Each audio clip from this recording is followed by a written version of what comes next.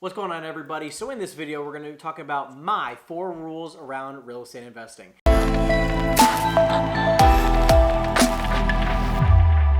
So listen, I got inspired by Bigger Pockets that has an older video that's talking about their rules around real estate investing. Please, again, if you have not checked them out, check out Bigger Pockets for anything real estate investing and subscribe to my channel as well, where we got everything that's going on real estate related, because I'm just here to help you make more money in real estate. So let's dive into my 4 rules. So the very first one is talking about short-term versus long-term investing. Now look, of course, there's multiple types of real estate investing. You have fix and flips, you got wholesale deals, you got rental properties, developments, blah, blah, blah, blah, blah. I mean, the list goes on and on and on of different ways that you can make money when it comes to real estate investing. But the biggest part that you need to be thinking about for yourself is, do I want to invest for the short term or am I investing long term? So again, short term, somewhere between 30 days and 6 months. That's pretty short-term investing when it comes to flipping or wholesaling. I'm just going to boil it down to those 2 key things. And then long-term is more focused on long-term rental properties. Here's the interesting thing, though. This is what no one really talks about. Real estate is typically looked at, when it comes to building wealth, people look long-term. This is a key thing that I heard Alex Hormozy and Grant Cardone talk about recently, which is rich people sell things and wealthy people never sell. So again, if you want to acquire massive wealth, I'm going to say that again. Rich people sell things and wealthy people never sell. They just continuously buy more. The wealthy people own a ton of rental properties. Rich people continuously do short-term investing, which is flip homes, wholesale deals. There's a lot of people who make a lot of great money wholesaling and flipping homes, but they never can become wealthy because they never end up holding on to enough real estate to become wealthy. That's what everyone wants to do, is buy long term. So when you're looking at your investment strategies, do I have short-term strategies? Yes. Do I have long-term strategies? Yes. Typically, I like to have both, but obviously once you start accumulating enough of the long-term stuff, you can eventually just have that become the short-term, which is the cash flow off of the long-term properties that you're going to be buying, right? That rental income. But here's the interesting thing that I wanted to make sure I brought up to you. The tax basis is also something that's very important to talk about. So when it comes to short-term investing, wholesaling, and flipping homes, your tax basis is way higher than when it comes to long-term investments, where your tax basis is a lot lower. The taxable income that you're going to have when it comes to rental properties is actually very, very low in retrospect to flipping a house. In flipping a home, the tax basis that you're going to have on the income, the net profit that you're going to have on a flip, call your accountant. I am definitely not your accountant, but all I can tell you is that I have paid 5 times as much money, right, in taxes per taxable dollar than I have on rental property, because the income is taxed differently. Listen, I'm in the state of New Jersey. I'm not here to tell you what to do with your tax money. Obviously, talk to an accountant, do your thing, but I'm just telling you from experience, short-term investing, much higher taxes. Long-term investing builds massive wealth and lower tax brackets there. So make sure you're just paying attention to what strategy do you want to be focused on, because both of them have incredible positives, but there are some cons to both of them. Short-term investing, high profits, really fast, but really high taxes. Also, you might need some money out of pocket. There are also some ways of doing it without any money, but you might have to do it with partners. Long-term strategies. Pros is that you're building wealth, you're building equity. Cons that you might only cash flow $100 a month. You might be negative cash flow. I mean, you might be only cash flowing $500 to $1,000 a month. You might be cash flowing a ton more, but again, if you're only making $500 a month, think about that. $6,000 a year versus possibly $6,000 in 30 days or a week, or $60,000 in a month or 6 months. I mean, just it's a pro and a con. Would you rather have $5,000 forever or $50,000 right now? $5,000 a year forever, or $50,000 right now. Long-term strategy, that's going to take you 10 years to make the $50,000, but a lot of people don't realize is that you just need a lot more of these $5,000 a year to all of a sudden make it where the $50,000 up front doesn't really matter as much. Obviously, we don't like it, but you know my point.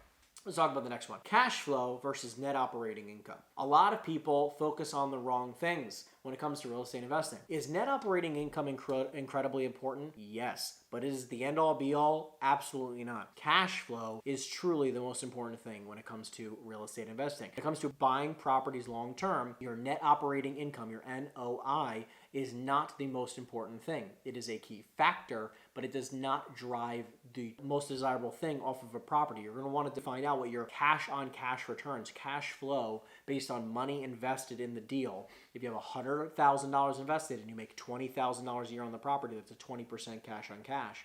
But again, if you have $500,000 invested and you're only making $25,000 a year in cash flow, that's a 5% cash on cash return.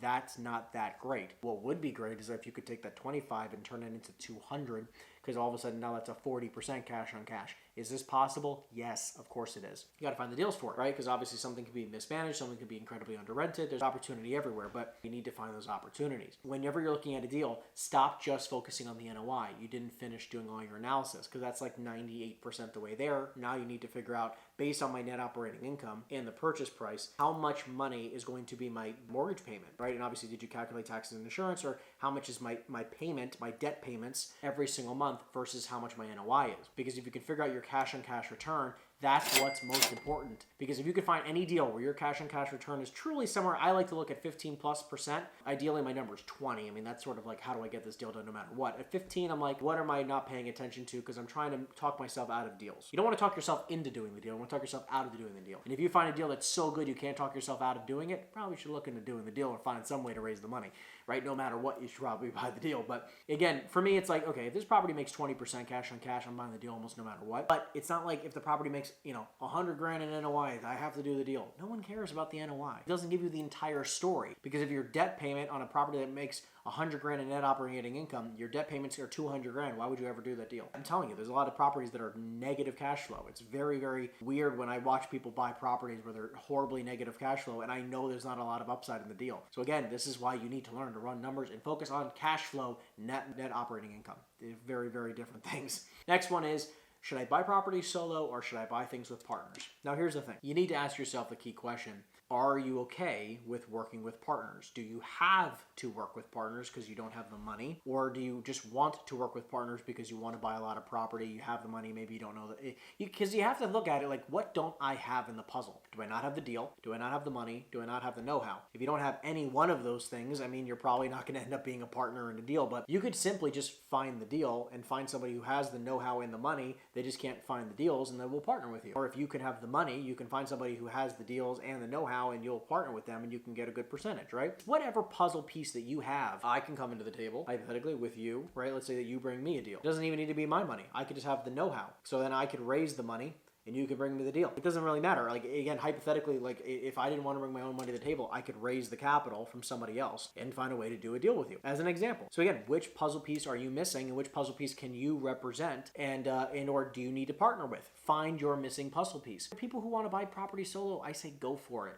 However, I can say this, I have been able to buy more property faster, better deals with partners than I've ever imagined possible in a very, very short period of time. Now, having the right partners is crucial, because I've had wrong partners and we didn't buy anything for a long period of time. Because before I found my current partner, I've had other partners where nothing happened. And listen, it happened. It's okay. I found my mistakes, I found the right person, and we blew up. For the last 18 months, we've bought millions and millions and millions of dollars worth of deals. And it's like, the amount of opportunity we have ahead of us is insane. And like, the deals that we're in contract on, I mean, it's unbelievable what we're going to do this year, right? We're going to buy tens of millions of dollars within our first 24 months. I mean, like, it's unbelievable what I think is possible, or what can be possible when you find the right partners. So again, solo, definitely a good opportunity. You just sometimes might not be able to scale as fast as you do with partners. And listen, there's cons of having partners too. Like I said, you could have the wrong partner and then do no deals. You can have the wrong partner and get screwed for money. You can have the wrong partner and a lot of things can go wrong. However, if you find the right partner, life, it can be unbelievable. I mean, it's just like a marriage. I mean, like, listen, if you have the wrong partner, divorce happens. If you have the right partner, you can have an unbelievable marriage and a family and everything. Okay, this is why obviously you have to do your due diligence. Anyways, there's huge pros and cons when it comes to solo. Should you buy solo, right? Because listen, by the way, buying solo, I know a lot of people who own a lot of property by themselves and they are super happy, make a ton of money. Good for them, all cool. They've even said it, listen, I wish I had a partner because I would have probably owned a lot more real estate. Yeah, I get it. But at the same time, they didn't do too bad. And sometimes you just also need that partner who's going to hold you accountable. Because just because you can find deals and just because you have the money possibly, or just because you have the know-how, just know that there's pros and cons of both of them. But just the point is, make a decision. Either find the right partner or do it yourself. Both of them are awesome. All I can tell you is that doing things with partners has absolutely changed my life. So definitely don't knock it out without looking into the opportunity of doing it, okay? Last one is small deals versus large deals. Residential versus commercial. Now, Grant Cardone, I know, has talked about only do big deals. I agree absolutely, to an extent, because I think that it's incredibly imperative that, like, you buy the deal. Don't look at price point, just buy the deal. And what that means is this. You need to be searching for good deals. Hypothetically, if you're going to be looking by yourself, right, as a solo, because you chose that route, just know that you might be looking for, based on what you can afford. I just don't look at based on what I can afford anymore, because I know I could either raise the money or, hypothetically, I could wholesale the deal. So, again, I could find a $20 million warehouse building and say, you know, again, I could raise the money if it's an unbelievably good deal. Like if it's hypothetically worth 30 million bucks, I could wholesale it for 22 million and make 2 million or $3 million on the upfront, or I could buy it and then own a $30 million building for nearly nothing out of pocket, pay my investors. You know the point here. So it's like, I have a bunch of different strategies that I could look into, and I don't really buy to my price. I don't buy to budget. However, if you're buying by yourself, you might need to buy to budget. Having a partner allows me not to have to buy to budget. So again, based on that, you're going to be able to go into the criteria here, small deals versus large deals. Large deals are also going to produce more cash because, again, if you're looking at a small deal, your cash flows might be pretty small. And it might be pretty insignificant, and it might not make you happy enough to keep wanting to do it. Buying one single-family house is not going to make you wealthy. One house might make you rich, you know, in some retrospect, depending on where you're buying it, maybe, just maybe, and especially if the market buy at the right time. I mean, heck, in this market right now, people are doubling or tripling their values in a couple short years. It's insane, right? So just know that, like, again, if you want to play the big game in investing in real estate, you definitely should be looking into larger deals. The bigger the deal, not only the more cash flow you might have, right, or probably will have, because obviously, how could a 20-unit building produce less cash flow than a 1-unit property? Listen, there's also Airbnbs and all these other things. So yes, you can look at all these different facets of investing. However, I just want to be super clear with you, like an Airbnb or a single family home, like number one, if you do an Airbnb, you're buying a business. I want you to be honest with yourself. Like it's not a passive, it's not truly that passive of an investment. I'm not saying it's not a good investment. I'm just saying it's not truly passive. It's a hospitality business. You have a business now. Like a rental property, it's a pretty turnkey thing. You have one tenant, single family home, never is really going to bother you. Pretty passive, okay? However, when it comes to larger buildings, it can also be pretty passive because you can hire a property management company to handle everything for you. Yes, that kind of turns into the hospitality thing, and yes, it's kind of, becomes more of a business, right? You're buying a business when you buy a much larger property. However, you get my point here. Just about what type of property do you really want to get into? The bigger properties can produce more cash flow, but yes, you're probably going to be buying a business, an Airbnb or a single family home or a 2-family property. You're not going to probably cash flow as much as you possibly can with a much larger property. Just kind of like, what headache do you want?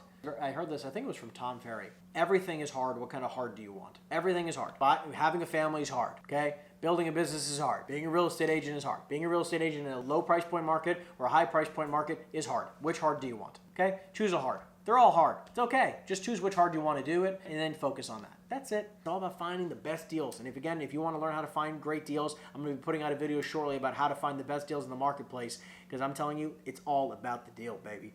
If you got something out of this, make sure you click the like button on the video. We're trying to smash some big subscriber goals for 2022, so I greatly appreciate that. Other than that, guys, if you want me to be your coach, make sure you click the link in the description down below. And other than that, guys, love you so much, and I'll see you in the next video. Take care.